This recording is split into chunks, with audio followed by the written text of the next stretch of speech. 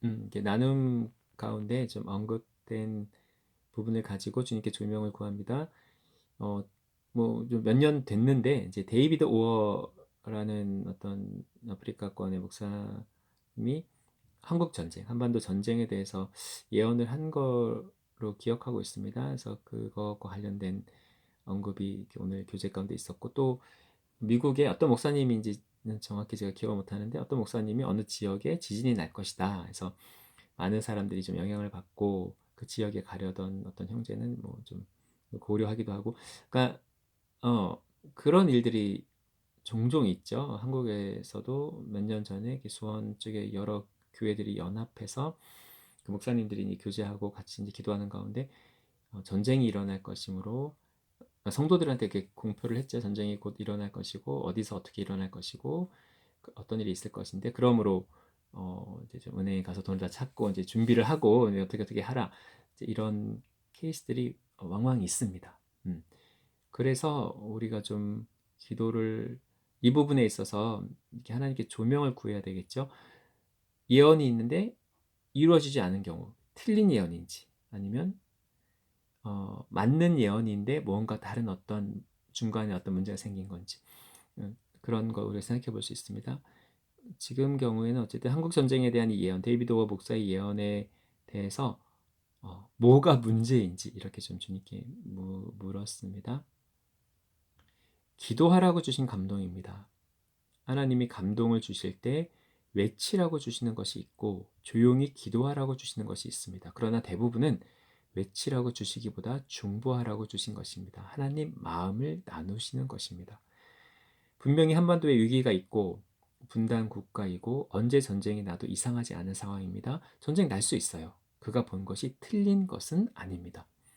그러나 위기이므로 이 위기가 전쟁이 일어나지 않도록 중보하라고 보이신 것입니다.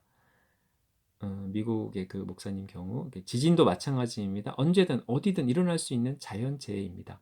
그러나 이것을 미리 얘기하는 것, 그것보다 중보하라고 주신 것입니다. 그 감동을 주신 하나님의 의도와 마음을 구해야 합니다. 너무나 분명한 예언이라고 이것을 외치고 전하기 전에 하나님께 물어야 합니다. 왜 이러한 감동을 주셨습니까? 그리고 중보해야 합니다. 대부분 예언은 외치기보다 중보하라고 주신 것입니다. 그러면 이분들이 놓친 지점, 그것이 무엇인지, 이분들도 당연히 주님께 묻고 그랬을 것 같은데 이분들이 뭘 놓친 건지, 놓친 이유가 뭔지, 이것에 대해서 조명을 구합니다. 단순히 판단하기 위해서가 아니라 저희도 조심하고 모든 하나님의 사람들이 겸손히 주의해야 할 부분이기 때문에 이분들의 그 분별 실패에 대해서 조명을 구합니다. 이 예언을 받자마자, 어떤 감동을 받자마자 자신이 자신의 손에 딱 쥔 어떤 그런 느낌을 비추십니다. 이 예언이 마치 나의 것이냐 여겼기 때문이다.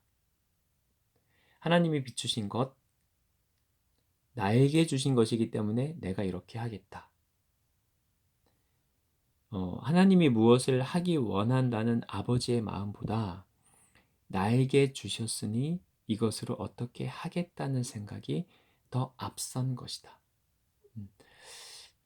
이런 경우가 참 많이 있습니다. 뭐 우리나라도 대선을 앞두고 어떤 분은 어떤 분은 사회주의적인 뭐 그렇기 때문에 이제 우리나라 공산화될 수 있기 때문에 어떻다라는 그런 감동을 이렇게 예언의 은사를 있는 분들이라고 표현해야 되는지, 이렇게 중보 기도자들이라고 표현해야 되는지, 이게 집단적으로 받기도 하고 막 그러셨죠. 근데 그런 많은 좀 부정적 사례들이 분명히 있습니다. 결과적으로 다른. 그런데 우리가 이제 그렇게 좀 될 경우 무조건 예언이 틀렸다, 감동이 틀렸다라고 단순히 해석하기보다는 주신 감동, 비추신 부분이 맞는 것도 있지만 그 감동을, 그 예언을 주신 하나님, 그분을 우리가 주목하지 못하고 그분에게서 시선이 떼어져서 주신 감동, 내가 받은 감동, 내가 받은 예언, 내가 받은 계시, 내가 갖게 된 깨달음, 이것을 주목하게 되고 이것의 마음을 빼앗길 때 하나님에게서 점점 우리가 멀어지게 되고 나의 어떤 내가 쥐었기 때문에 주도권을 내가 잡은 거잖아요. 그렇기 때문에 이어지는 나의 생각과 느낌과 감동들이 통제되지 않고 그것이 분별되지 않습니다. 그래서 잘못된 해석과 잘못된 적용으로 이어집니다. 그래서 전하게 되고 두려움과 염려를 조장하게 되고 그것을 이용해서 그것을 어떻게 보면 사단이 계속 속게 되는 거죠. 그리고 그것이 두려움이 한번 들어오면 우리는 그 집단, 그 교제권에 있는 분들은 같이 분별을 상실할 수 있습니다. 충분히. 그러니까 그러므로 우리가 주의해야 할 것은 예언은 구해야 돼요. 하나님 분명히 예언을 주시는 분입니다. 감동하시는 분이고 말씀을 하시는 분입니다. 우리가 하나님께 당연히 음성을 들을 것을 구하며 나아갈 수 있습니다. 그리고 우리는 음성을 듣습니다. 하나님 마음을 받습니다. 그런데 하나님 우리를 사귐의 대상으로 지으셨어요. 하나님과의 친밀한 사귐 가운데 계속 우리가 하나님과 교제하길 원하십니다. 그러므로 그 감동과 예언, 계시, 깨달음을 주신 하나님에게서 잠시라도 시선이 떼어지면 안 됩니다. 하나님 손에 들린 우리 손에 뭔가 있는 그것을 붙잡으면 안 됩니다. 주님을 봐야 합니다. 그리고 주님이 지속적으로 이 감동을 왜 주셨는지 기도하라고 아니면 단순히 마음을 나누신 것일 수도 있고 그렇게 받은 감동과 계시를 우리가 취하고 우리가 사용하는 것이 아니라 주신 그분이 그것을 사용하시고 그분이 그것을 나누고 하실 수 있도록 계속 주님과의 좋은 관계 속에서 그렇게 우리는 동행하는 가운데 동역해야 할 것입니다. 대부분은 중보하라고 주신 것입니다. 축복하라고 주신 것입니다. 전하고 두렵게 하고 그렇게 하라고 주신 것이 아닙니다. 모든 사람이 예언하기를 축복합니다. 모두가 하나님의 음성 듣고 하나님과 친밀한 사귐을 갖기를 축복합니다.